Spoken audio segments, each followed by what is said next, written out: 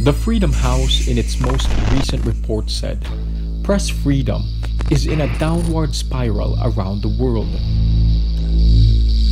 a symptom of a global decline in democracy. In the Philippines, 16 journalists have been killed since populist President Rodrigo Duterte took office in 2016. Mr. Duterte has attacked critical journalists and media companies. Look, why should you complain if I am critical against media? Are you not critical of me?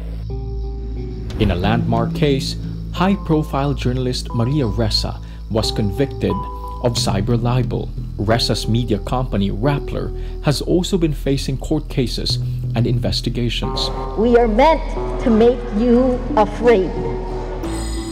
The Philippine government has also shut down the country's biggest broadcaster.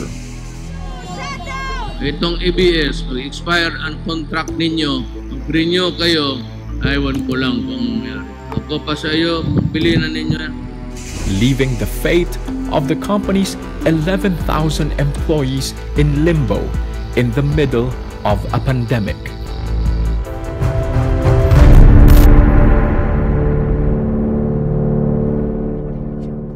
Good day, everyone. I'm Makoi Popioco. I'm a Filipino journalist and a fellow of the World Movement for Democracy. Today, I'm going to be joined by two remarkable Filipino journalists whose media organizations have been at the receiving end of President Rodrigo Duterte's very public verbal attacks, which have since escalated to what appears to be government-sponsored efforts to jail critical journalists and close down media companies. Thank you for joining us, Lian Buan of Rappler and Mike Navallo of ABS-CBN News. Lian and Mike, both of you followed Maria Ressa when she was arrested, convicted, until she posted bail several times. Your audience read and watched your stories, your gripping stories about what happened, but what people don't get to have a sense of is how you were feeling while witnessing all of that. Well, initially, I didn't think seriously about the cyber libel case because there were several legal infirmities that were pointed out from the very beginning. First being that the article was originally published before the law was even enacted, before the law punishing it was even enacted. So I thought that was a stretch. But somehow they found a way to be able to make the law applicable by saying there was a republication at the time when the law was already in effect. It became clear to me that this was really happening when I was already reporting about the conviction of Maria Ressa. I was on the air. There was a sense of dread, actually. Finally, a sense that this is happening. Maria is getting convicted. She's going to jail for a case, for a story that was published before the law became effective.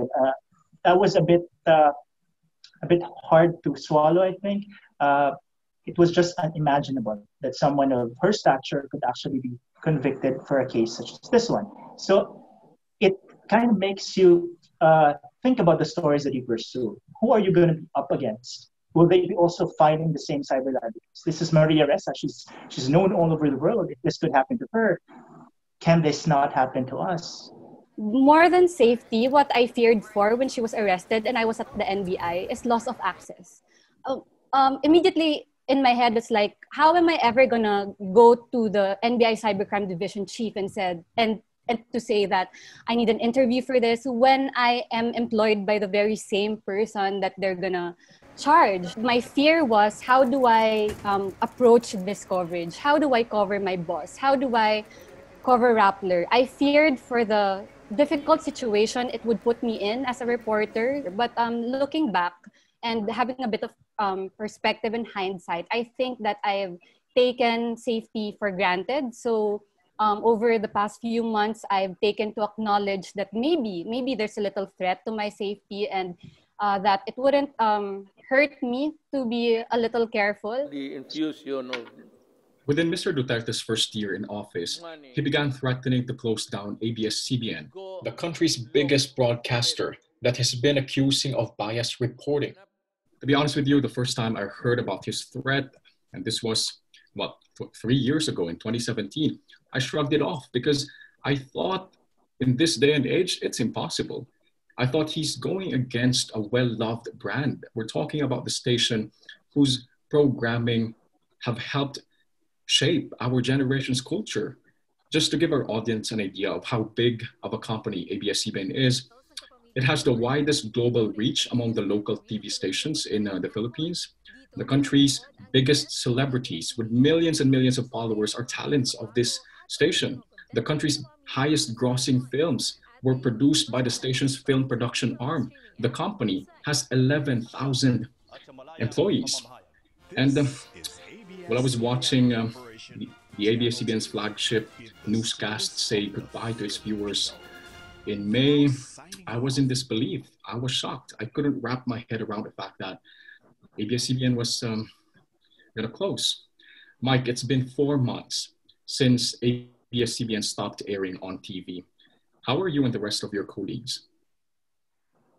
Well, there's a lot of uncertainty, to be very candid, because the company has started implementing layoffs and job cuts, and some of us have been affected. There was a first wave, a second wave, and we don't know if there's a third wave of retrenchment. And we don't really know for how long the company can continue supporting these operations. And the company has already closed down all of our regional bureaus. That's about more than 500 people all across the country.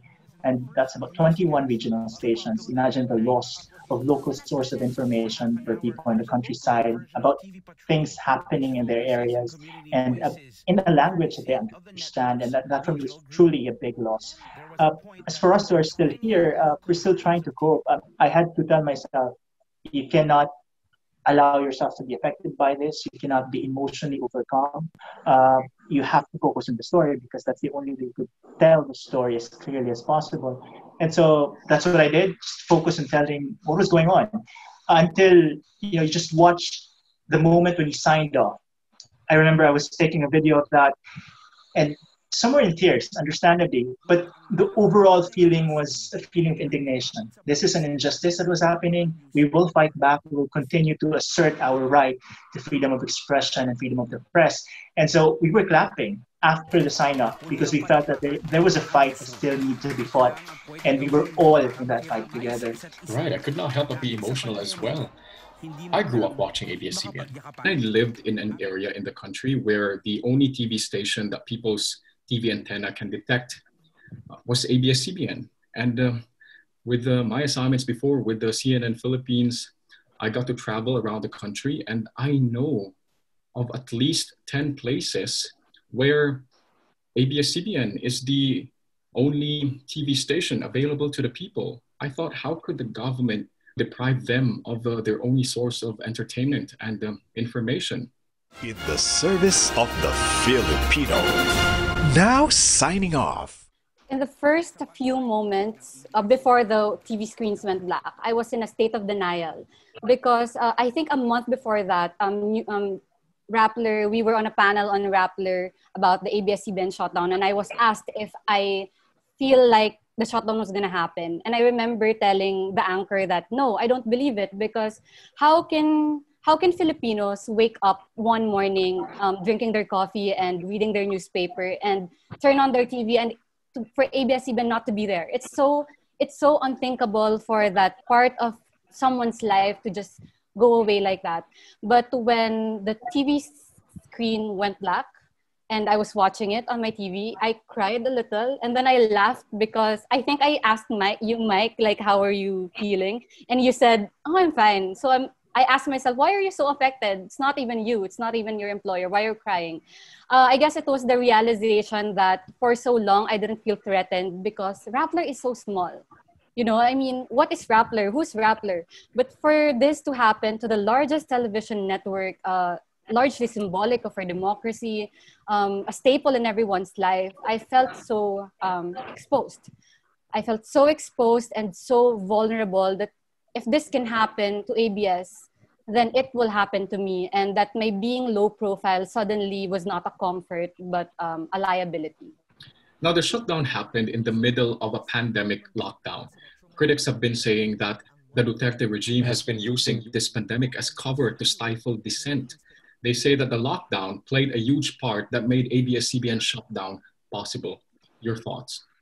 There's some truth to that. I think that's a valid observation because when the pandemic happened, the protocols were in place. We couldn't even go out and protest in front of ABS-CBN because you cannot gather. Mass gathering is prohibited. So that made it impossible. But of course, there was a way around it. There was a car protest nevertheless. And there were some instances when a few supporters came out to protest without getting arrested. But the threat of getting arrested was always there. And I can just imagine that were it not for the quarantine protocols in place, they could have come out in more numbers to show their support for ABS-CBN. And Mike, you mentioned about the protests. Apart from the fact that mobility around Metro Manila is highly restricted due to the limited number of public transport authorized to operate, Filipinos have also been reeling from so many losses due to this pandemic. Many have lost their loved ones, their jobs. Many are struggling to make ends meet. Well, I know that many are concerned about the attacks that journalists have been experiencing in the country, but they have been preoccupied with so many other problems. Makoi, I think pandemic or no pandemic, I think that the Duterte government's track record will prove that it can do whatever it wants at any time it wants, with or without lockdown. I think what the factor that the pandemic has brought into this, it has given people another perspective. It has exposed the priorities of the government, and you kind of get a gauge of why is the government spending resources on shutting down a network like ABS-CBN when there's a pandemic that needs your 100% attention? So did they use it to their advantage? Maybe not. But the pandemic for sure will give the people a clear gauge or a clear barometer to gauge the government for its competence, for its integrity, for its priorities. ABS-CBN employees and supporters continue their noise barrage. Young aspiring journalists around the world have been watching while media companies are being closed down and journalists are getting threatened, arrested, imprisoned, and worse, killed. What do you think is the impact of these visuals on them?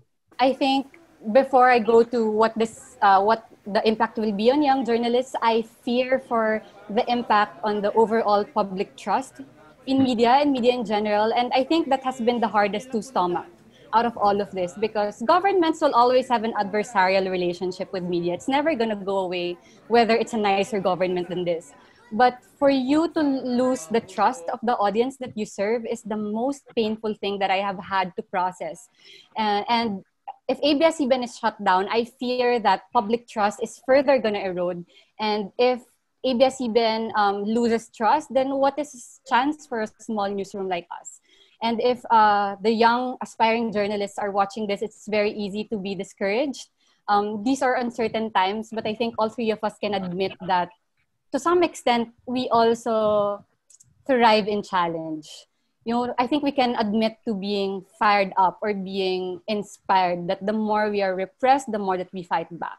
But more than that, I think what aspiring journalists have to keep in mind is that when their time comes, that it's their time to be professional journalists, it probably will not be exactly the same. Maybe it's going to be harder.